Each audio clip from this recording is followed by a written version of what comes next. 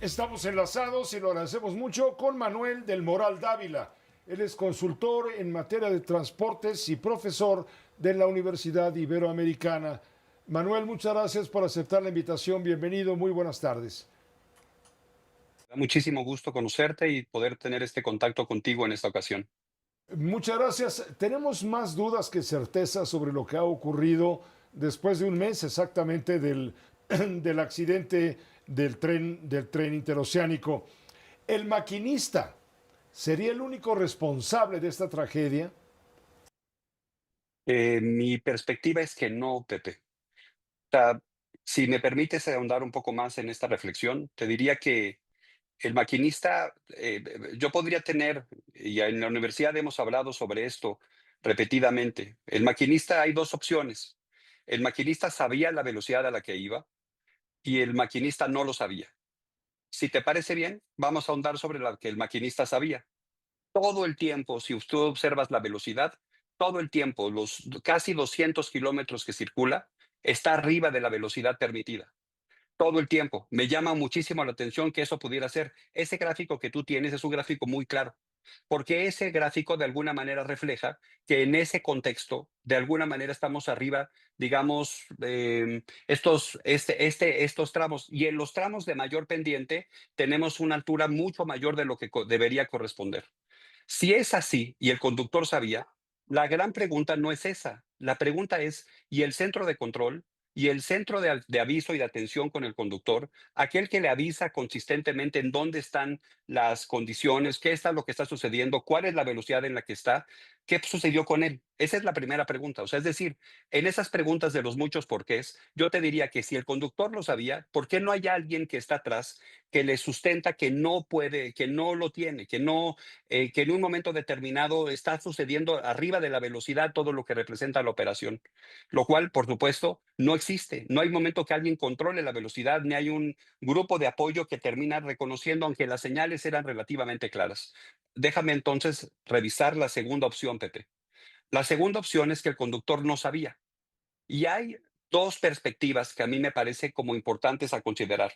El conductor no sabía porque los controles, porque los mandos no estaban completamente claros. Y eso también me parece que es un tema que puede ser muy grave porque habla de mantenimiento, de eficiencias o todo lo demás. Él no tenía el control sobre la velocidad. Pero también hay una parte que nosotros en la universidad hemos estado empezando a dilucidar y obviamente que estamos esperando que nos digan un poco más sobre eso. Hay cosas, por ejemplo, que son muy notables, especialmente en los tramos en los que son líneas rectas que en realidad podría tener la velocidad. Si tú esa curva que has colocado, por ejemplo, con esa velocidad que reconoces, la divides entre 1.6, vas a encontrar que el conductor está dentro de los parámetros definidos. Y aunque parece muy simple lo que voy a decir, mi enorme preocupación es que el conductor en su cabeza estaba a 50 kilómetros por hora, pero en realidad estaba a 80 kilómetros por hora. Es decir, la traducción entre millas y kilómetros puede haber sido una pequeña confusión alrededor de lo que representa el conductor. Con esto, con Habrá que esto, identificar, por ejemplo, Manuel, adelante, con esto me quieres decir que los instrumentos de medición de la velocidad del tren están en millas. podría ser. O sea, vaya, es inglés. O sea, podría estar ocurriendo. O sea, podría estar ocurriendo de esa manera. O sea, es muy claro el elemento. En los tráficos, en los elementos de subida, como por ejemplo ocurre cuando casi cuando se descarrila, o sea, en el momento de subida, sí ves que no alcanza, digamos, este valor de 1.6, y es que no le da, porque en realidad va para arriba, va en realidad con una pendiente positiva.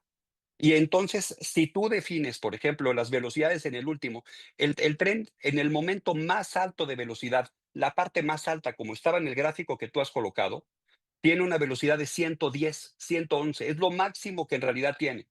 Si tú divides ese 110 entre 1.6, vas a empezar a encontrar, por ejemplo, que el límite es 70 y ahí es el límite en ese proceso. O sea, es decir, si correlacionas 1.6 en los tramos en los que él tiene las líneas rectas, probablemente el conductor en su cabeza y en su entendimiento identifica eso. Habrá que identificar si el conductor, por ejemplo, tiene la experiencia, tiene la pericia, ese conductor. Yo tengo mis dudas, por ejemplo, de que este conductor realmente sea un culpable del proceso. Me parecería, por ejemplo, apartaría sobre la base de inconsciencia, que tú estás todo el tiempo arriba de velocidad. Todos manejamos y probablemente hay un momento que pasamos de 80 a 82 y no nos dimos cuenta, Pepe, pero en realidad no quiere decir que siempre vas a, no siempre vas a 200 o a 120, o sea, nunca vas en ese proceso. O sea, tú siempre, tú sabes que rompiste, pero no vas todo a la línea pendiente, realmente siempre arriba. Entonces, a mí me parece que ahí hay una situación, Pepe, que habría que explorar con mayor profundidad. ¿El conductor sabía o no sabía? Eso es quizá la pregunta que yo tendría. Ahora, hay otro asunto, la edad de los trenes. Entiendo que, uno, los trenes no eran trenes nuevos. Dos, los vagones, llevaba 4 vagones, son muy largos para ese tipo de sinuosidades, o me equivoco, corrígeme. Completamente de acuerdo. Hablemos de los trenes.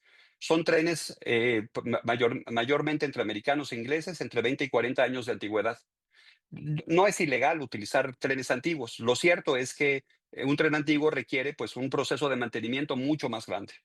Una de las cosas, por ejemplo, que hablaba yo anteriormente alrededor de este tema, es que parecía que este proyecto ha sido como desarrollado sobre dudas, sobre urgencias. Todo el mundo empujaba para que ese proyecto se hiciera lo más rápido posible. Ese es el primero. Y el segundo es verdad. O sea, vaya, los vagones son muy altos para el radio de curvatura que tiene. De hecho, para que el radio de curvatura tuviera cierto nivel de control, debería ser alrededor de medio metro, quizá un metro para que el radio fuera así, pero es que no está diseñado para eso. De hecho, la vía del interoceánico o del transísmico, como tú y yo lo hemos conocido a lo largo de toda la vida, o sea, la vía del interoceánico estaba hecho para el manejo de carga, para unir la parte de Salina Cruz con Coatzacoalcos en tema de manejo de carga. Este concepto de colocar pasajeros es un tema que no estaba contemplado, digamos, desde la premisa inicial. Pues se dice que la tripulación estaba operando sin haber tenido la licencia y los exámenes médicos. Ahí también cabría otra responsabilidad, ¿no crees? Bueno, entonces seguimos hablando de una gama de controles. La falla que ocurre aquí es una falla sistémica, Pepe. O sea, no solamente tiene que ver con el conductor, no solo tiene que ver con el vehículo, tiene que ver con la vía, tiene que ver con el diseño, tiene que ver con la zona de la Nisanda, que es una zona particular en términos de humedad y de consolidación del suelo. Tiene que ver, por ejemplo, también con los durmientes de concreto o de madera que estaban a lo largo de todo el camino, y hoy empezamos a reconocer que también este conductor no era un conductor, sino que en realidad tenía una posición diferente a la que en realidad debía ser quien administrara el movimiento y la operación de ida y vuelta. Sospechas tú que la autoridad está tratando de ocultar algo? Sospecho que todavía nos hace falta un estudio de un ente independiente que nos diga una perspectiva mucho más integral y que nos diga de alguna manera cuáles son, en este sentido, las condiciones de respuesta a lo que representa la operación. Me parece que es difícil que una autoridad pueda ser juez y parte y que de alguna manera asuma las consecuencias de todo lo que representa todo este proceso. Son muchos factores sistémicos que están vinculados específicamente a una falta de control a lo largo del proceso. Una auditoría independiente nos daría a los ciudadanos mucho más seguridad y tranquilidad. Nosotros, Pepe, no compramos riesgos, Pepe, cuando en realidad entramos a un proceso de transporte, ni cuando compramos una casa, ni cuando compramos un auto, ni cuando vamos a un centro comercial. Nosotros no asumimos ese concepto de riesgo. Nosotros fiamos nuestra vida en alguien más que en realidad deberá tener las competencias profesionales para poder hacerlo. Correcto. ¿Crees tú que los trenes estos no tenían control de velocidad automático? Me sorprende profundamente, pero son trenes de 20 y 40 años de antigüedad. ¿Por qué se fue? ¿Por qué se fue? O sea, yo te podría decir que me parecería inviable que eso sucediera, pero el resultado de estos elementos me da la perspectiva. Ese gráfico lo único que habla es que todo el tiempo estuvo arriba de control. no estuvo, todo el tiempo estuvo arriba digamos, de la velocidad de desplazamiento, todo el tiempo estuvo arriba. Entonces, cuando planteas un poco esa idea, todo el tiempo está allí. Entonces, pues notablemente, primero, no hay un control y segundo, probablemente no hay una autoridad que está revisando la operación del proceso. O sea, no hay nadie que está diciendo, oye, estás llegando mucho más rápido, estás llegando mucho más alto, a mucha velocidad mucho mayor. Pues distancia es igual a velocidad entre tiempo y fácilmente es poder encontrar cuál es la velocidad. Entonces, si sí tienen control, entonces eventualmente, ¿por qué pasó esto? Y si no tienen control, pues entonces probablemente no hay alguien que en realidad está avisando consistentemente al conductor. Una empresa de transporte tiene un seguimiento directo sobre esto. O sea, una empresa que tiene un camión está monitoreando al transporte para decir dónde está, a qué velocidad está, cuáles son los elementos. Tenemos tacómetros en eso. Entonces, habría que identificar, si esto era una práctica común, pues sería valioso ver otros recorridos que nos dieran la perspectiva sobre, pues consistentemente íbamos siempre arriba en términos de velocidad, o en realidad esta fue una situación única, pero insisto nuevamente, creo que esto tiene que ver con una combinación de muchos factores.